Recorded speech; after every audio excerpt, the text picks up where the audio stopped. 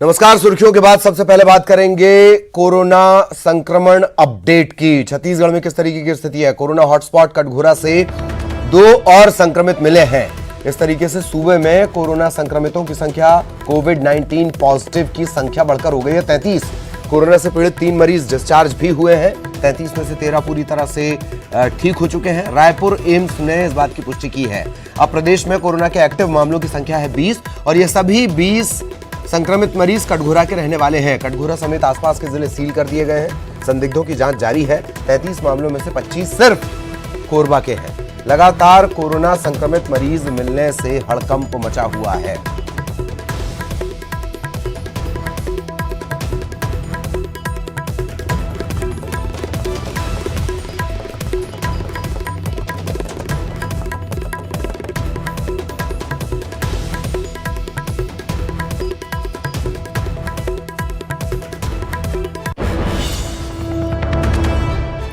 सहयोगी अवधेश हमारे साथ जुड़े हुए हैं। सीधा आपको अवधेश के पास लिए चलेंगे। अवधेश, निरस्त होते टेंडर, बढ़ती हुई संख्या, पीठ थपथपाते महकमे। इसके आगे भी यह है कि जिम्मेदार अगर समय पे जिम्मेदारी निभा लेते तो आज ये स्थिति नहीं बनती थी कि कोरबा छत्तीसगढ़ में एक ऐसा कोरोना का हॉटस्पॉट बना जहां से 25 मामले निकल के सामने आए, जबकि बाकी जगहों पे अभी 5 जिलों के अलावा बाकी जिलों में शून्य की स्थिति बनी हुई है। जो एक सुखद खबर निश्चित तौर पर छत्तीसगढ़ के लिए है कि छत्तीसगढ़ के 28 में से केवल 5 जिले ही प्रभावित है।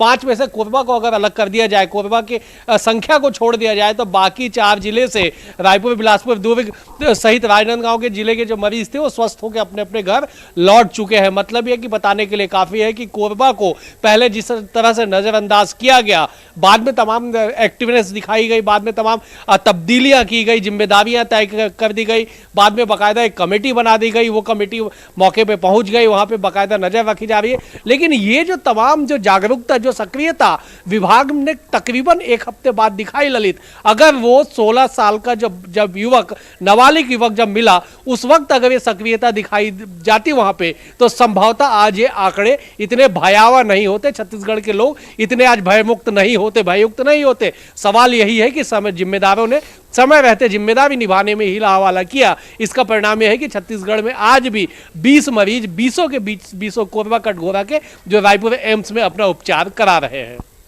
क्या यह माना जाए कि पूरा देश जमात से जुड़े, निजामुद्दीन से जुड़े मामलों को बेहद गंभीरता से ले रहा था? छत्तीसगढ़ ओवर कॉन्फिडेंट हुआ?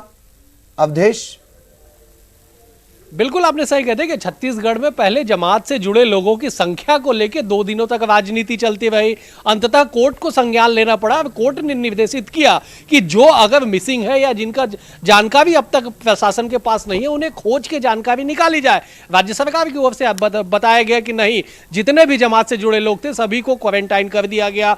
लेकिन सबसे बड़ी बात इन तमाम चीजों को लेकर यह है कि जितनी सक्रियता धरातल पर होनी चाहिए उस स्तर पर हुई नहीं, जिसका खामियाजा यह है कि लगातार वहां पे जिस तरह से एम्स के निदेशक ने भी कहा कि क्लस्टर स्प्रेड की जो बातें निकल के आएगी, कुछ कुछ जगहों पे, छोटे छोटे स्थानों पे जो फैलाव जो बढ़ा है, वो इसी बात कोई की ओर इंगित करता है कि उस स्तर पे जागरूकता, सक्रियता नहीं दिखाई गई। लेकिन फिर भी अभी भी आज ही स्वास्थ्य मंत्री टीएस सिंहदेव ने एक बड़ा बयान देते हुए कहा है कि प्रदेश में अभी भी विस्तृत जांच, वृहद जांच की आवश्यकता है, क्योंकि प्रदेश में जो संख्या है जांच की महज 4000 के आसपास है, कि 4000 के आसपास लोगों की जांच अब तक हुई है, जबकि क्वारंटाइन में रहने वाले की जो संख्या है तकरीबन 78,000 है, एक बड़ी संख्या है, और जांच महज 4000 लोगों की हुई है। तो यह भी बताने के लिए काफी है कि अभी भी जांच की आवश्यकता उस तेज रफ्तार से होने की आवश्यकता है जिससे वास्तविक स्थिति पता चल सके, धरातल पे क्या स्थिति है, इस बात की जानकारी निकल के आ सके। और शायद यही वजह है कि कोर्ट ने फिर से फटकार लगा दी। कोर्ट के फटकार लगाने के बाद बिलासपुर के एक लैब को अधिकृत कर दिया गया। अब संभवतः उम्मीद यह है कि आने वाले समय में जांच में सबसे बड़े अधिकारी और मंत्री के बयानों में विरोधाभास ही बहुत सारे सवाल खड़े करता है। शुक्रिया आपका, लेकिन आप हमारे साथ बने रहें। एक और अहम खबर को लेकर हम आपसे चर्चा करेंगे, सियासत से जुड़ी हुई है वो। तो देश में अब 3 मई तक लॉकडाउन बढ़ा दिया गया है। लॉकडाउन पार्ट 2 के तौर पर इसे देखा जा रहा है। लॉकडाउन की मियाद बढ़ने के बाद सरकार फैसला लेगी। लॉकडाउन के ऊपर राज्य सरकार के निर्देश जारी हैं। शराब की दुकानें 21 अप्रैल तक बंद रखने के निर्देश हैं। देशी विदेशी सभी तरह की दुकानें 21 अप्रैल तक बंद हैं। होटल और बार 21 अप्रैल तक बंद है, सभी तरह के। आबकारी विभाग ने ये निर्देश जारी किया है। सभी क्लब भी 21 अप्रैल तक बंद है। तो ये फैसला लिया गया। अवधेश लगातार हमारे साथ बने हुए हैं। अवधेश, शराब दुकान, होटल, बार, इसे लेकर 21 अप्रैल तक, 3 तक नहीं है।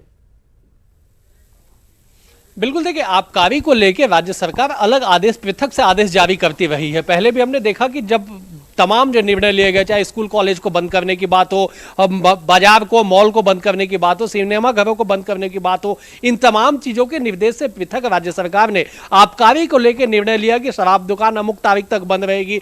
14 अप्रैल तक पूर्व में तय की गई थी कि 14 अप्रैल तक तमाम जो दुकानें हैं वो बंद रखी जाएंगी। लेकिन अब जो निर्देश आज जारी किया गया है उसमें स्पष्ट तौर पर लिखा हुआ है कि 21 अप्रैल की मध्यरात्रि तक ये दुकानें बंद रहेंगी। 22 तारीख से खुलेगा या नहीं खुलेगा, सरकार इसके लिए पृथक से आदेश जारी करेगी। संभवतः यह भी है कि जिस तरह से कयास लगाया जाएगा, पीएम मोदी ने जो कहा कि 20 अप्रैल के बाद कहां पे रियायत देनी है, किन किन क्लस्टर पे छूट देनी है, यह तय किया जाएगा सशर्ते। तो शायद ये जो पीएम मोदी का जो संदेश था वो कहीं ना कहीं इस बात की ओर इशारा करने के लिए काफी है कि छत्तीसगढ़ में शराब दुकान जो बंद रखने की जो मियाद बढ़ाई गई है वो 21 अप्रैल तक के लिए बढ़ाई गई है फिलहाल। जी जी जी। फिर दिक्कत यह भी है कि शराबबंदी के नाम पर अगर आप आए और शराब के कारोबार से जुड़े रहें तो भी बहुत सारे सवाल बनते हैं। इस पर फिर कभी चर्चा, पहले जरा संक्रमण से लड़ लिया जाए। बहुत बहुत शुक्रिया अवधेश आपका इस तमाम जानकारी के लिए। सहयोगी अवधेश हमारे साथ जुड़े हुए थे। रायपुर से ही एक और अहम खबर, पूर्व सीएम रमन सिंह ने सीएम भूपेश बघेल को पत्र लिखा है। लॉकडाउन बढ़ने के बाद डॉक्टर रमन सिंह ने यह पत्र लिखा, राज्य सरकार को गरीबों पर ध्यान देना चाहिए, आपदा राशि से मजदूरों को पैसा दिया जाए, इसके अलावा पीपीई, जांच किट, वेंटिलेटर, इसकी खरीदी के सुझाव उन्होंने दिए हैं। दूसरे राज्यों में जो मजदूर फंसे हैं उनके लिए सरकार ने कोई काम नहीं किया। सुझाव के साथ वो शिकायत भी दर्ज करवा रहे हैं।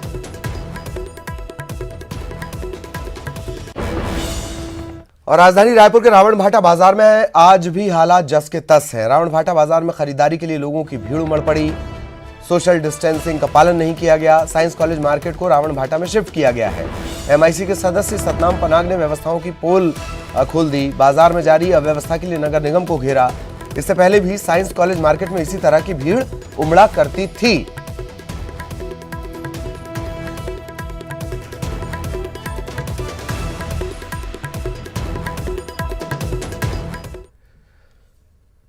और राजनांदगांव में भी सोशल डिस्टेंसिंग का पालन कराने के लिए कलेक्टर जेपी मौर्य ने एक अहम फैसला लेते हुए गोल बाजार से सब्जी बाजार हटाया।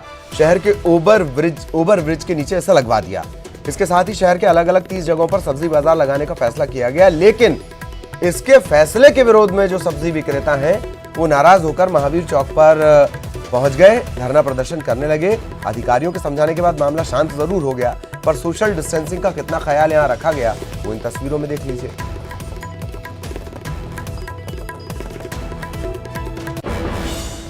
और लॉकडाउन बढ़ाए जाने के ऐलान के तुरंत बाद मार्केट में जरूरी सामान खरीदने के लिए एक बार फिर लोगों की भीड़ लगनी शुरू हो गई। रायपुर के गोल बाजार में एक साथ बड़ी तादाद में लोग सामान की खरीदारी करने के लिए पहुंच गए। हालांकि पीएम ने लॉकडाउन 2 में और ज्यादा सख्ती की बात कही, लेकिन राजधानी के मार्केट में ऐसा कुछ नजर नहीं आया। बड़ी संख्या में एक साथ लोगों की भीड़ फिर जमा हो गई।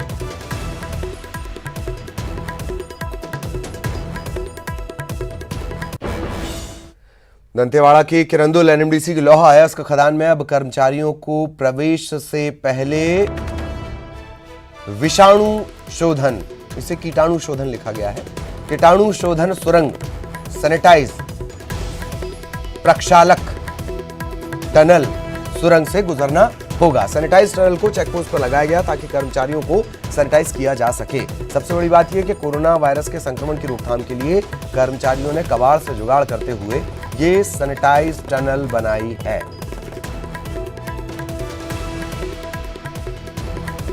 ये हम लोगों ने जो पहल किया है एक डिसइंफेक्शन टनल बनाने का, इसमें हमारा जो सोच है कि एम्प्लॉयज़ इसके अंदर से जब गुजरेंगे ड्यूटी जाने से पहले तो डिसइंफेक्शन होगा। और ये डिसइंफेक्शन का पर्पज़ ये है कि जो कोरोना इस समय काफ़ी फैला हुआ है उसका रोकथाम में हम लोगों को मदद।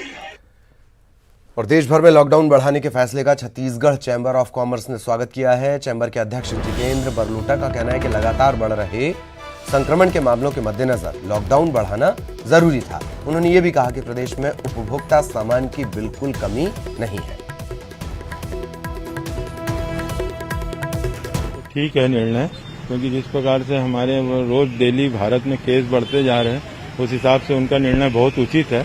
और मैं सभी से अपील करूंगा कि बिल्कुल वो संयम से रह करके, और हमारे यहाँ छत्तीसगढ़ की जहाँ तक मैं बात करूंगा तो छत्तीसगढ़ में कोई भी उपभोक्ता सामग्री की कमी नहीं है, सभी उपभोक्ता सामग्री मिल रही है। और कुछ वस्तुओं में जैसे कुछ इंडस्ट्रीज को भी उन्होंने जो छूट देने की बात कही है, उससे बहुत अच्छा फायदा होगा। और खासकर जो आवश्यक सेवाओं की बात है, जो आवश्यक वस्तुएं जो रोजमर्रा की चीजें हैं, उनमें बहुत सारे लोगों को जो छूट मिली है, उससे निश्चित। और कोरोना संक्रमण को देखते हुए जगदलपुर की केंद्रीय जेल प्रशासन ने 63 कैदियों को रिहा कर दिया है। दरअसल कोरोना के बढ़ते मामलों को देखते हुए सुप्रीम कोर्ट की तरफ से गाइडलाइन तय की गई थी। इसमें यह कहा गया कि जो कैदी अपनी सजा काट चुके हैं, वैसे कैदियों को अच्छे व्यवहार को देखते हुए इन्हें अंतरिम जमानत पर रिहा कर दिया जाए।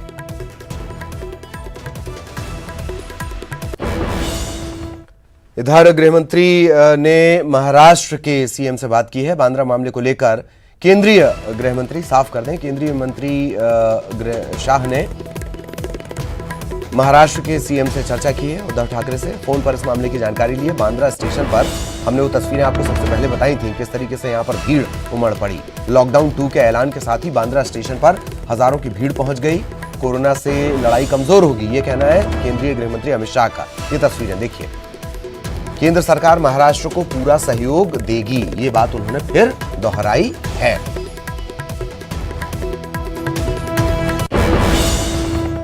ब्रेक के बाद आपका स्वागत है। आज से लॉकडाउन 3 मई तक बढ़ा दिया गया है। ऐसे में सूरजपुर जिले के सब्जी उत्पादक किसानों की परेशानी बढ़ गई है। जिले के सबसे ज्यादा सब्जी उत्पादन वाला क्षेत्र सिलफिली, इन दिनों सब्जी यहां से बाहरी इलाकों में नहीं जा पा रही है। इसके चलते किसानों को खेतों में ही सब्जियां मवेशियों को खिलानी पड़ रही हैं।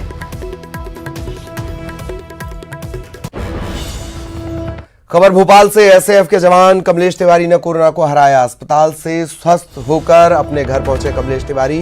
ब्लड शुगर, ब्लड प्रेशर होने के बावजूद कोरोना पर उन्होंने फतह हासिल की। 4 अप्रैल को कमलेश तिवारी की कोरोना जांच रिपोर्ट पॉजिटिव आई थी। एम्स में उनका इलाज चल रहा था और इसके बाद वो ठीक होकर अब अपने घर पहुंचे हैं।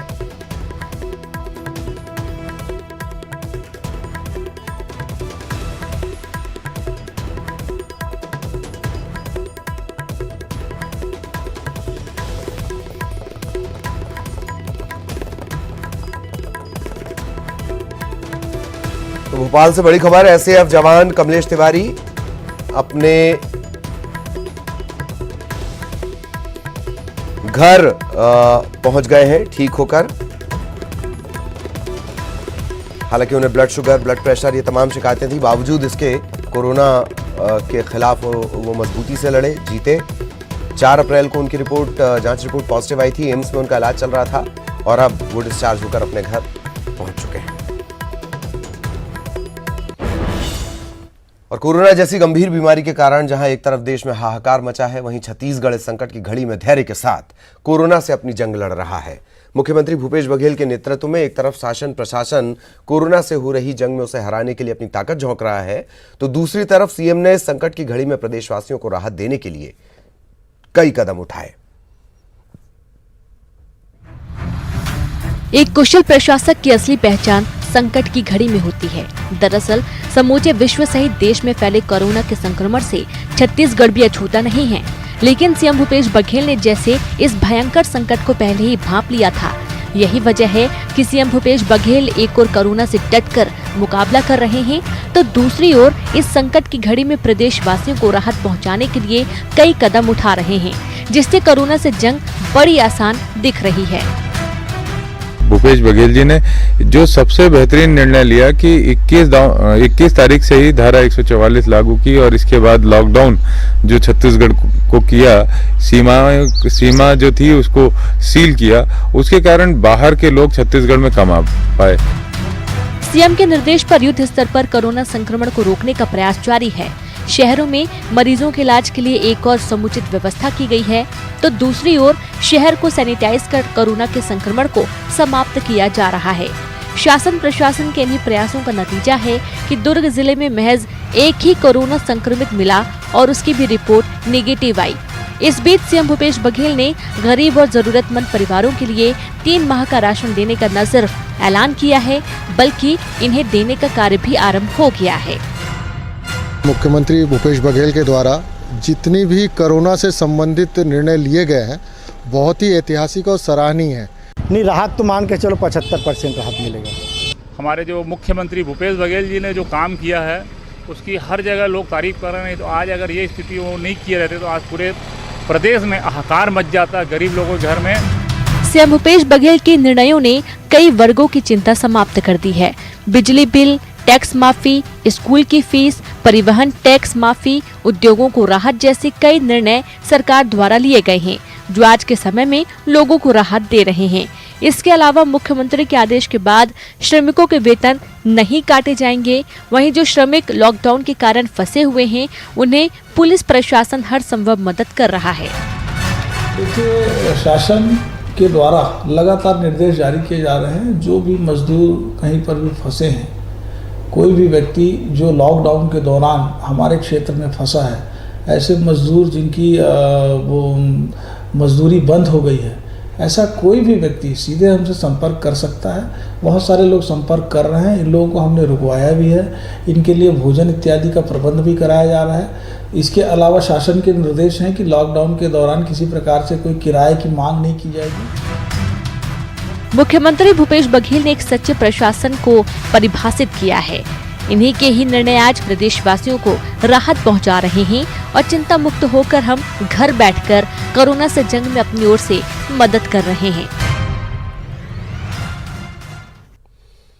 और इस बुलेटिन में इतना ही। नमस्कार।